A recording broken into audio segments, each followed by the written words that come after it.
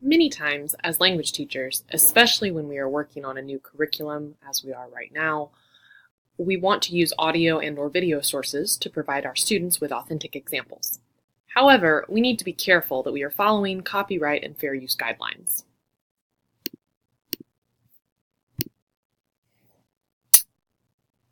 First, let's talk a little bit about the difference between copyright and fair use. Copyright refers to the exclusive right to make copies, license, and otherwise exploit a literary, musical, or artistic work, whether printed, audio, video, etc. Fair use is the reasonable and limited use of copyrighted materials so as not to infringe upon a copyright. So as teachers, how do we tell what is affected by these regulations? Well, there are fair use checklists, such as the ones linked here. These will help you determine what is and what is not appropriate. My personal favorite is the Cornell Fair Use Checklist because it works kind of like a flowchart.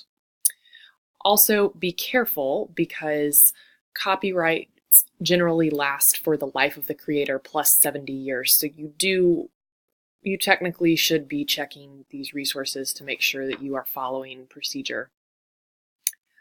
Let's look at a couple of scenarios to get a better feel for these. First, videos from Netflix or other streaming services.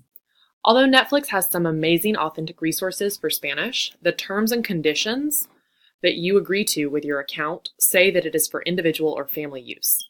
Therefore, streaming anything for your classes is a violation of fair use, so avoid this. As a second scenario, YouTube. YouTube is a great resource, and according to YouTube, they will monitor that videos do not infringe on copyright laws. If there is a problem, they will remove the video. However, if you teach elementary or middle school, YouTube is not technically to be used by users under 13, so you want to be careful if you're watching as a class versus having them do something with it. And according to their terms and conditions, at the high school level, teachers should not require students to upload videos until they are 18. As a final example, let's talk about teacher blogs such as Sam Bombasso. This is a wonderful tool for language teachers. You need to be careful using this because if you share materials with coworkers, and let's say you purchase something from the website, if you share that with a coworker, that violates fair use. If a coworker shares something with you and you use it with your students, that's also a problem because that is material that they have paid for and that, in this case, the owner, Zachary Jones, is charging for. So be careful with that.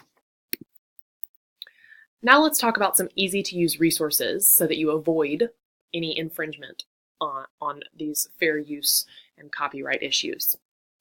First, Creative Commons licensing is a helpful place where people agree for you to use what has been uploaded. Another idea is TeacherTube. This site is also helpful as an alternative to YouTube because you avoid awkward, unwanted, and sometimes slightly inappropriate advertisements. Do not forget that we do still have textbooks with themes similar to what you may be doing in class, even as we are trying to move towards a textbookless curriculum. And finally, your fellow teachers and friends are a great resource for authentic materials.